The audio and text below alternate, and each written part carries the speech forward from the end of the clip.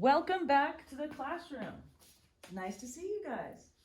Obviously, you've clicked on this link here, and I'm going to be walking you through this document, reading through this stuff for those of you who would like to hear my voice. But I'm going to go through the document and then show you where the links are and how we're going to kind of walk through this process. So let's zoom in so that we can see what's going on. And greetings. You have been asked to give a presentation proving the theory of plate tectonics. We need to complete our trip before we can begin our presentation.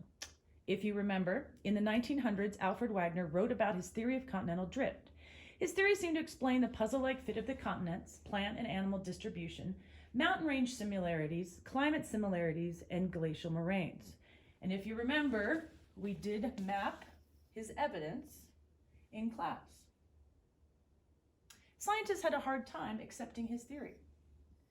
Developed from the 1950s to the 1970s, plate tectonics theory is the modern version of continental drift. Wegener didn't have an explanation for how continents can move around the planet, but researchers do now. In order to prove the theory of plate tectonics, we have been traveling the world looking for evidence. So make sure you get out your geological field notebook. If you remember, geological field notebook. You can print another copy there if you need to. Our first stop was Arizona. And in Arizona, we created 3 different layered models with 3 different time limits. We learned that the Earth's surface changes over time. It takes a lot of geological time to shape the surface. We were able to use observations of present-day formations and processes as clues to what has happened in the past. And you can see the pages. We need to make sure that these are complete in our field notebook. Next, we went to the San Andreas Fault. And if you notice, each section has kind of a review video. This is the one that we did in class.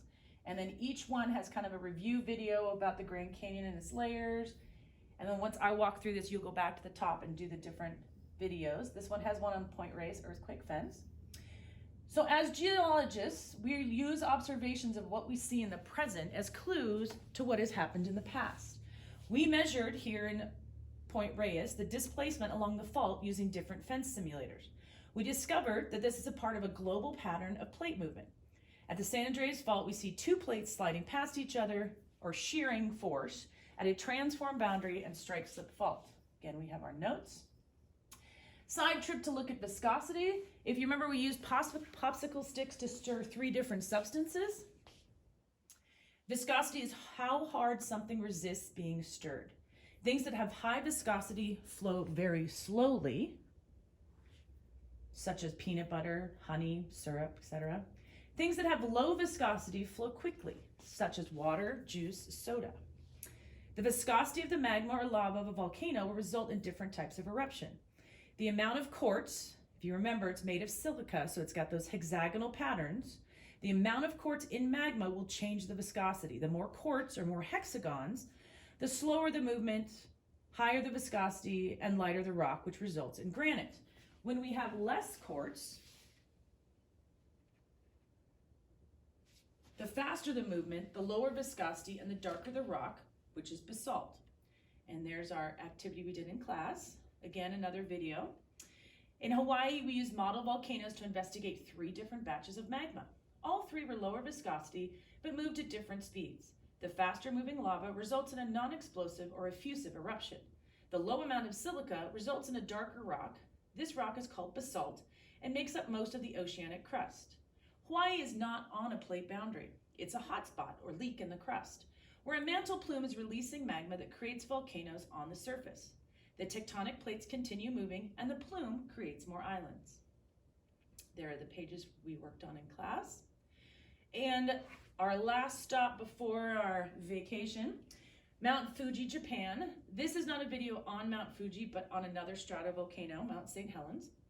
In Japan, we used the models to simulate explosive eruptions. We placed the stopper in the tube, and after pressure built up, it exploded. The stopper represented the very viscous magma that plugged the throat of the volcano. The highly viscous magma is high in silica, again, lots of quartz, so it has a very light color. Granite makes up most of the continental crust. Explosive eruptions come from strato or composite volcanoes. Their steep pointed shape is due to the layers of pyroclastic material and thick lava flows. They are found at convergent boundaries where the plates are coming together. A subduction zone is created where one plate, that denser oceanic plate, dives under the continental plate. And there's the activity from class. And now the adventure will continue. You need to go back to the top and go through each video. Make sure that your pages are complete. And then as you go through day by day, you do a little more. For here, there's an introduction video on the Himalaya, and then these yellow highlights will change into videos that I'm going to be doing here in the next several hours or minutes. We'll see how long they take.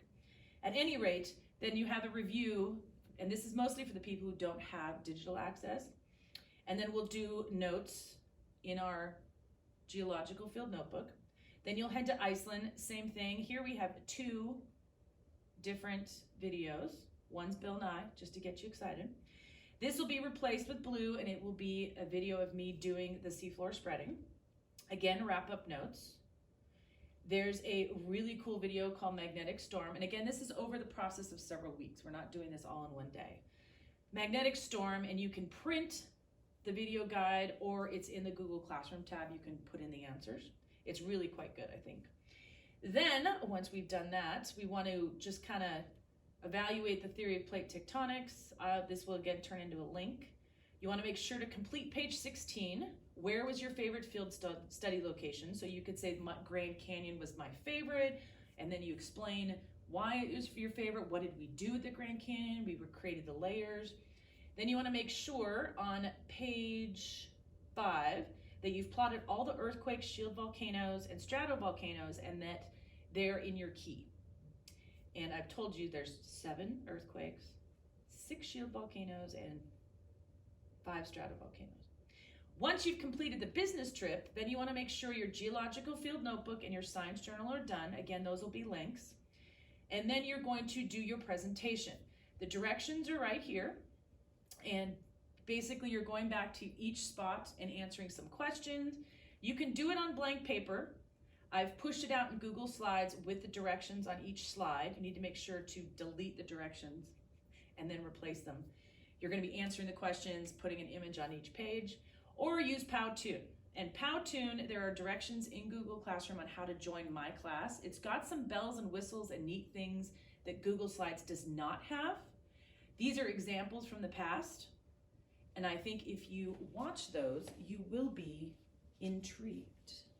So that would be my suggestion, is definitely do the Powtoon. And always reach out email-wise and let me know if you have any questions, and hopefully we'll be getting these class hours started.